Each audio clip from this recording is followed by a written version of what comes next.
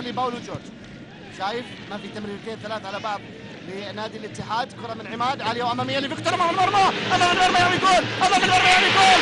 الفيكتوري تيم يتقدم للنادي الأهلي ويقول يا أحلى جمهور ولأحلى تيم، هذا الهدف الأهلاوي الثاني. يا سلام، القلعة لا تكون على قارعة الطريق، بل أن القلعة والحصون مكانها فوق، والأهلي الآن يتقدم ويطلع مع الناس اللي فوق بهدف ثاني. عماد يصنع لفيكتور سيموس، للفيكتوري تيم السريع، يضعها في المرمى ويعلن عن تقدم النادي الأهلي بهدفين للأهلي الزين على حساب شقيق نادي الاتحاد.